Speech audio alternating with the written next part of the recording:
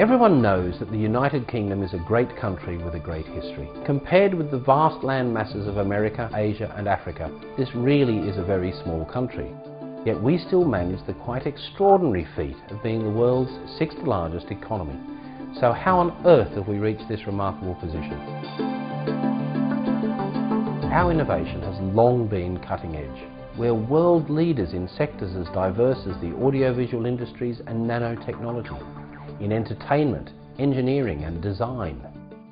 Despite the recession, our employment rate is still amongst the world's highest. From the Tower of London to the Eden Project, from Charles Darwin and Isambard Kingdom Brunel to Stephen Hawking, our achievements and our people have made us one of the world's great engines of wealth and prosperity. Recession or no recession, it's hardly news that we simply can't compete with global giants like India and China on low-skilled jobs or wage costs. And obviously we can't compete with the likes of the Middle East and Russia in terms of having a wealth of natural resources. Instead, as the 21st century advances, our greatest resource will increasingly be the talents of our workforce. The whole of my working life, but both as chairman of KPMG for many years and in BT, what is key still today, notwithstanding the economic situation we're in, is trying to ensure that we continue to invest in talent and skills. People need always to be treated as an asset. So we've no choice but to invest in the knowledge, skills and innovation of our people if we still want to be, in the future, the world-class country we are today. Much progress has already been made on skills. Over the past decade, the number of highly skilled people has gone up by more than a third. That's more than 3 million people who have higher qualifications now than they had 10 years ago. And for people with no qualifications, there's good news too, with the number of that group with no qualifications having been reduced by a quarter. So things really are improving at both ends of the spectrum. Altogether, with other success stories like the dramatic growth in apprenticeships, this progress is better than in virtually any previous decade. That fact deserves recognition, and all those involved in delivering these improvements deserve our acknowledgement. As we in the UK Commission analyse all the available information and try to help shape our future, what have we found? Well, in terms of high-level skills, we can look forward to continuing improvement. We're 12th in the world on high-level skills now, and by 2020, on recent progress, we're likely to be 10th. It would be nice to be doing even better, but sadly I'm afraid the picture on other skill levels is much more worrying. The most recent international evidence ranks the UK as only 18th in the world on intermediate skills. Unless we catch up with other competitor nations, we could actually be 21st in the world by 2020. In low-level skills, we ranked 17th in 2006. But the worst case scenario is that by 2020 we can actually be 23rd place in the world.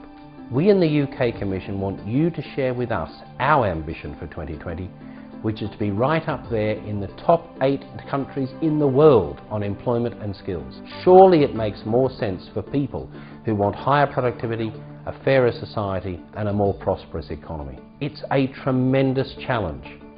If we want our people to be truly world-class, they need to achieve more than 20 million qualifications over the next decade.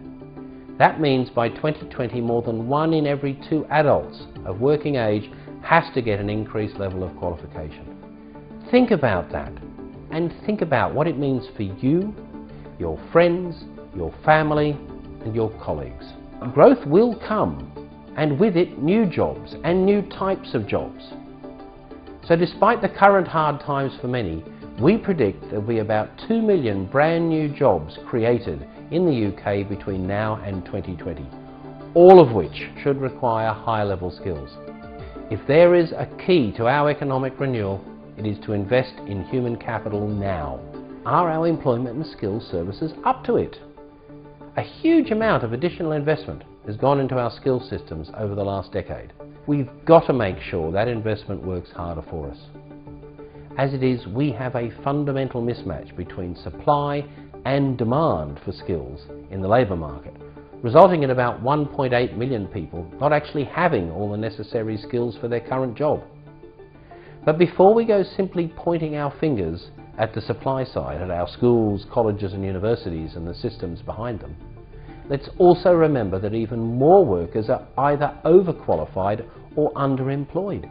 So if the UK is to continue to wield economic clout way above its physical size, then our employers too must raise their game.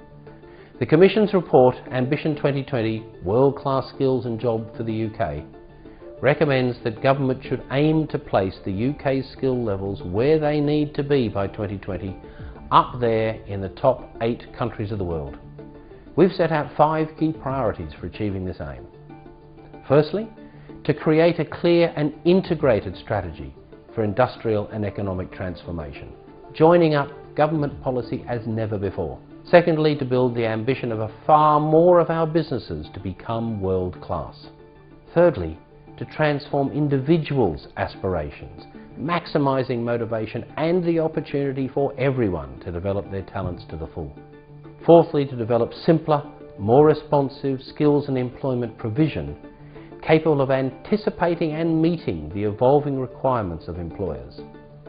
And finally, to support effective economic development in cities and local communities across the United Kingdom so as to spread wealth and opportunity more equitably. We have a tremendous amount to do in just a few years, and one place where you might start is by visiting our website at www.ukces.org.uk, where you can download a free copy of the Ambition 2020 report or get a range of other information about what needs to be done and about what we in the Commission intend to be doing ourselves.